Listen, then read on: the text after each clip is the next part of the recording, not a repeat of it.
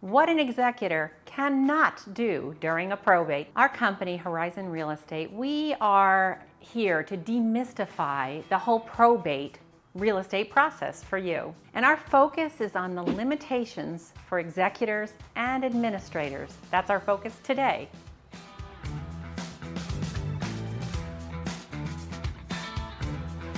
Hi, I'm Kim Ward, certified probate real estate advisor and broker of Horizon Real Estate's Probate and Trust Help.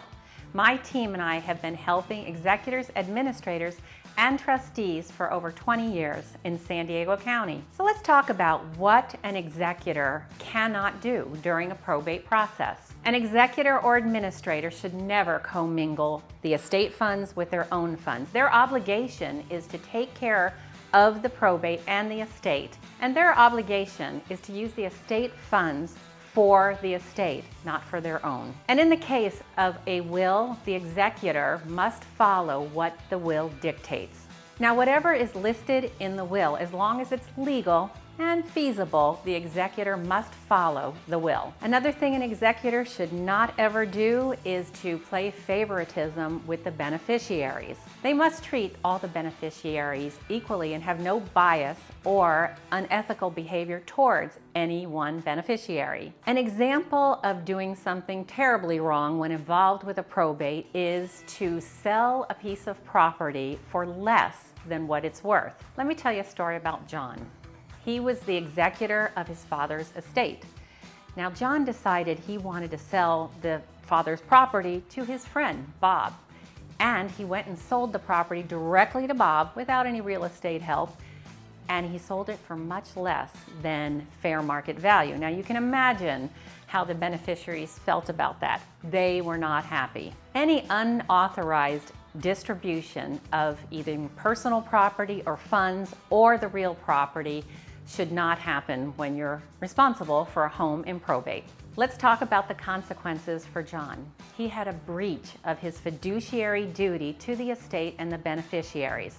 So it became a legal situation for John and the beneficiaries. The courts found him guilty because a fiduciary duty is you're supposed to look out for the benefit of the other party more than your own self.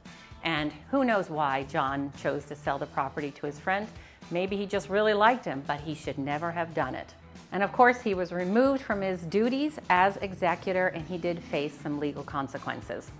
Now let's talk about the other side of things. What are the best practices for an executor or an administrator? The first thing you should do is seek professional and legal advice. That means finding yourself a probate attorney, and if you don't have a CPA, find someone that can guide you as to the financial aspects of the probate, including any kind of tax consequences. It's really important to maintain open and clear communication with all the beneficiaries. My recommendation is that maybe once a week, maybe every other week, you send an email to all the beneficiaries letting them know where you're at with the probate. In my own business, I take my own advice and I make sure that I contact our clients once a week, every Tuesday, no matter what, even if I don't have anything to share with them. So that's my recommendation to executors, administrators, and trustees, because people remain calm when they know what's going on.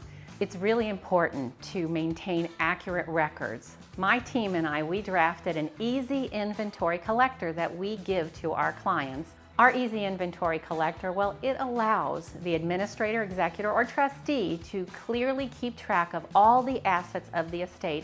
And if the will says that they should be distributed to a certain party, then they can write that in there too. So that way, all the beneficiaries know where the assets are going, and also they can share that with their probate attorney. Did I mention that you should have a specific bank account that's an estate bank account?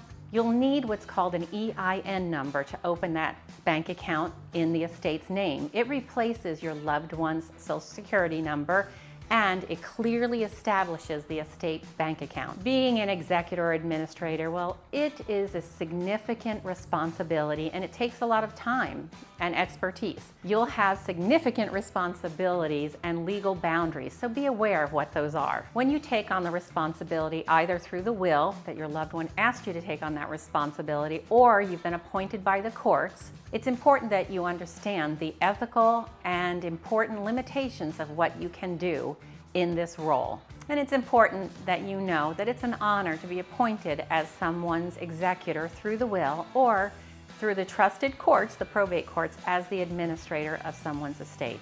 It's not to be taken lightly, the huge responsibility of completing an estate situation and doing a good job so you can be proud of yourself when you're done. Thank you for watching. And if you found this of value, I sure hope you did, please like, share, and comment down below. And if you have a question, go ahead and put it in the comments. I do my best to answer all of them.